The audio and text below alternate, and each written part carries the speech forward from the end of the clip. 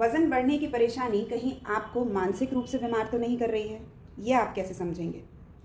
यदि आप अपने आप को सुस्त महसूस करने लगे हैं, आप महसूस करते हैं कि आप पहले अपनी एक्सरसाइज़ेस को बड़े आराम से कर लेते थे और अब आपका ना मन लगता है और ना ही आप उतनी ऊर्जा के साथ, उतनी अच्छे से एनर्जी के साथ में आप एक्सरसाइज़ेस कर पा रहे हैं। आप अपने रेगुलर रूटीन में होने वाले घर के काम, किसी भी चीज़ में अपना मन ना लगा पा रहे हों और किसी भी अपने रुचि वाले, आपके खुद के इंटरेस्ट वाली चीज़ों के लिए भी आप अपना इंटरेस्ट ना दे पाते हों।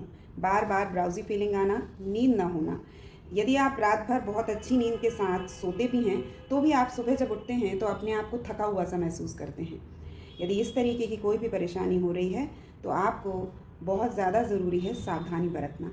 अब ज़रूरी हो जाता है वज़न को कम कर लेना। कारण क्या होता है? जब आपका वज़न बढ़ना शुरू होता है, वो एक अलार्मिंग स्टेज होती है कि आप अपने वज़न के बढ़ने की वजह से पहले तो साइज़ में बड़े हो रहे होते हैं, साथ साथ रैशेस, ब्लैक लाइंस आपको दिखना चालू हो जाती हैं नेक के ऊपर, और उसके अलावा शुरू होती हैं कुछ अलग छोटी छोटी परेशानियां, और फिर होती है एक बड़ी बीमारी का आगाज़। जी हाँ, जब हम अपने ध्यान ना रखने वाली चीज़ों में रखते हैं, नींद का पूरा ना होना, किसी भी काम में मन नहीं लगता, तो आपके ब्रेन का केमिकल प्रॉपर तरीके से सिक्रीट नहीं हो रहा होता है। यानी आपके हैप्पी हार्मोन्स, जिनमें से सेरोटोनिन, डोपामाइन को सभी जानते हैं, इनको सिक्रीट करने के लिए करना क्या है? एक्सरसाइजेस, एक सही तरीके का खाना। जब आप भोजन प्रॉपर तरीके से नहीं खा रहे होते हैं, जी हाँ, मुझे मालूम है बहुत सारे लोग ये कहते हैं कि आपके खाना खाने की वजह से इंसुलिन पर लोड पड़ता है और उसी की वजह से शुरू हो जाती है आपकी ब्रेन की प्रॉब्लम्स। तो आप समझें, ये पॉज है।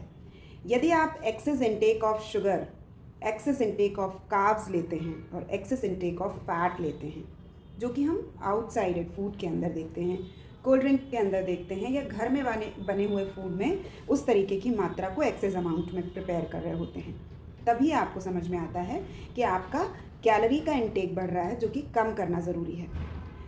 जो भी एक्सपर्टाइज्ड, चाहे वो मेडिकल रिलेटेड डॉक्टर्स हों, डाइटिशियंस हों, जिम से संबंधित ट्रेनर्स हों, फिजियोथेरेपिस्ट हों, या अदर जो हेल्थ, जो भी वेट लॉस के लिए आप लोगों को गाइड करते हैं, उनका कहने का सिर्फ एक ही मतलब होता है कि यदि आप अपने रेगुलर रूटीन में शुगर को कम करते हैं, बंद नहीं करते हैं, कम करते हैं, तो आपको अपने अंदर बॉडी की रेगुलर एनर्जी और अच्छी या बहुत एनर्जेटिक एक्टिव मोड में दिखेगी।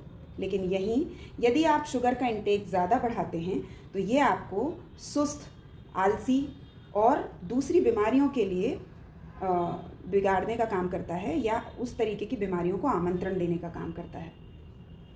और फिर आप किसी बड़ी बीमारी के लिए, ऐसा ज़रूरी नहीं है कि शक्कर खाने से शुगर हो जाती है, बट यस, शक्कर एक्सेस मात्रा में खाने से, बहुत ज़्यादा कार्ब्स इंटेक लेने से, कोई एक्टिविटी एक्सरसाइजेज ना करने से और अपनी दिनचर्या को बिल्कुल बिगाड़ देने से शुगर ज़रूर हो जाएगी। तो इसी तरीके से आप किसी भी तरीके की मेटाबॉलिक डिजीज़ को ले लीजिए, और सबसे बड़ी बीमारी है मोटापा। जब आप वॉक करने जाएं और आपका मन ना करे, जब आप एक्सरसाइजेज शुरू करें और आप 2-4 स्टेप चलते हुए या कुछ 1-2 पोजेस एक्सरसाइजेस के करने के बाद सुस्त होकर बैठ जाएं, ये आपके लिए सबसे बड़ा रेड अलर्ट है, या सबसे बड़ा अलार्म है, जहाँ पर हमको ध्यान रखना बहुत ज़रूरी होगा कि अब जब आप अपने कंफर्ट जोन से अनकंफर्ट जोन में नहीं काम शुरू करेंगे, आप वेट लॉस भी नहीं कर पाएंगे, आपका साइज़ शेप तो बिगड़ेगा ही, साथ साथ आपको मेडिकल प्रॉब्लम्स भी ज़रूर घेरने वाली हैं। यदि ऐसी किसी भी तरीके की परेशानी को आप ऑब्ज़र्व कर रहे हैं, तो एक सही डायरेक्शन के साथ में मैं डाइटिशियन प्रज्ञा आपको वीडियोस भेजती हूँ। आप चाहें तो मुझे डायरेक्ट कांटेक्ट भी कर सकते हैं। आप समझें कि फूड इनटेक ज़रूरी है एनर्जी पूरी बॉडी को देने के लिए, बॉडी के हर कार्य को करने के लिए, और साथ में ज़रूरी है एक अच्छी नींद, और साथ साथ लिक्विड इनटेक यानी कि पानी। यदि आप इन चीज़ों को प्रॉपर तरीके से कर रहे होते हैं, तो ज़रूर आप अपना वेट लॉस भी करते हैं, हेल्दी भी रहते हैं, और साथ साथ आप किसी भी तरीके की कोई भी मेडिकल प्रॉब्लम यदि नहीं है तो वो एक्चुअली नहीं आएगी, और यदि आ चुकी है तो उसको कंट्रोल कर सकते हैं।